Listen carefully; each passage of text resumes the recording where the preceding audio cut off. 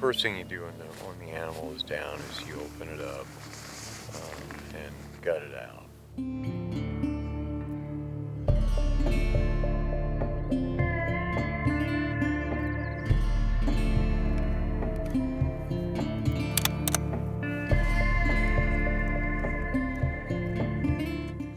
So the thing I find difficult about all this is that you can now kill a bear cub when it's with its mother, and also the idea of baiting.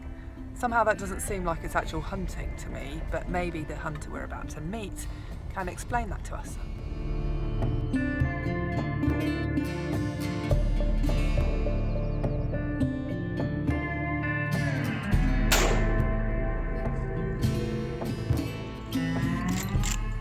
Taxidermy is an art form. That just makes it so it sticks better. It looks like a pretty good sized bear. And now I think I can see Christine getting ready to take a shot.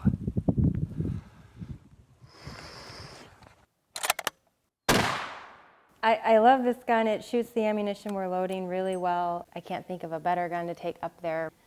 Have you shot anything with this one? I have. I shot a bull caribou in the Brooks Range. It was the first big game animal I had shot. I wasn't scared. I mean, I guess the only fear might have been, what if I miss?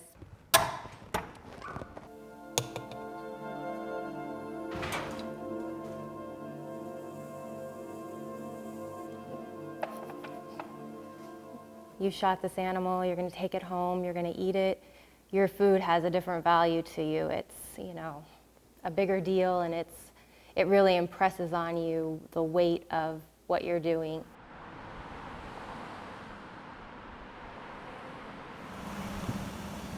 Big moose. Our car. That is a sizable moose.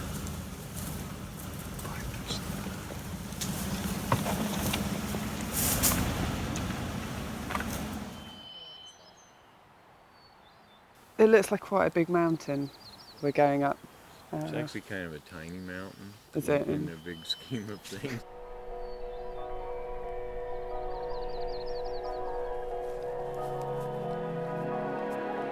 Quite a few bears worked the mountain, and a sow with 2 cubs, black bears. Really? Mm-hmm.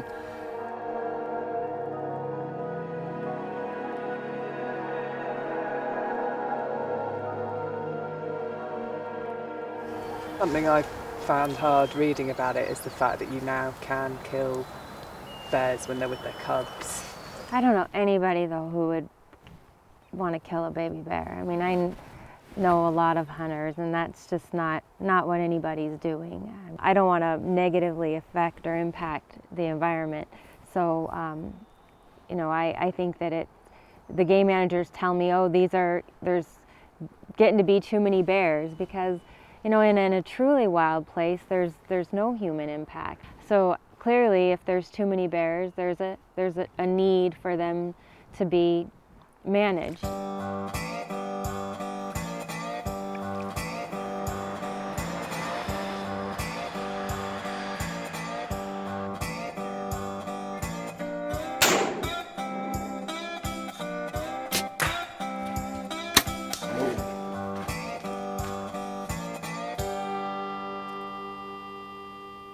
Come on in, let me show you around.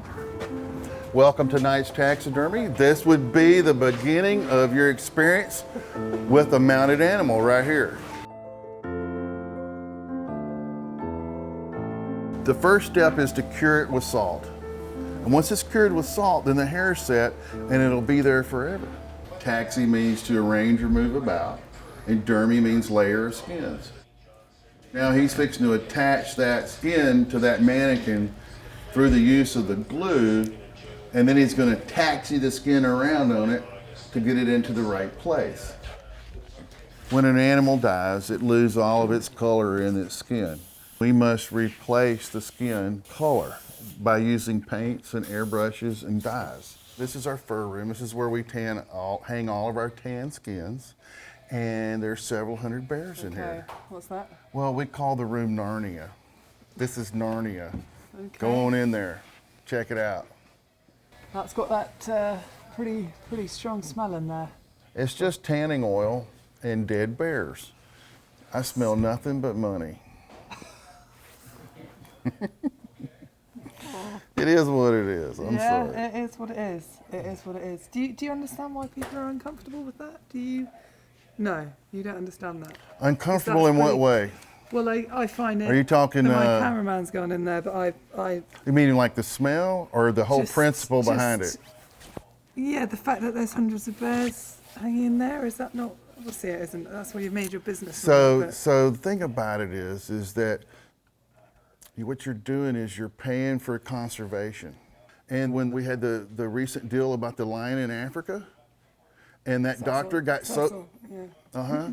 Well, did you know that ruined hundreds of animals over there, specifically lions, because that shut down all of the conservation work on interbreeding for the lions in Africa.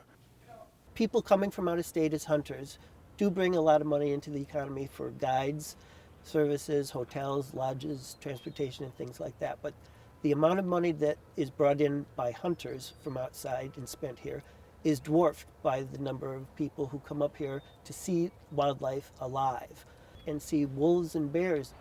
Our wildlife is worth far more alive than it is dead. So, looks like we found a spot to camp. We're going to dump the bags, put up the tent, and then watch them start the hunt. You'll see black bears come out of that brush, at random times, but they'll hole up in the alders and willow patches during the day. Just been told that this is some bear poo. There we go. You didn't know what bear poo looked like. It looks like a pretty good sized bear. Oh, he's running. Down, kind of in there, is the bear moving along and then going into position in order to be able to shoot him or her.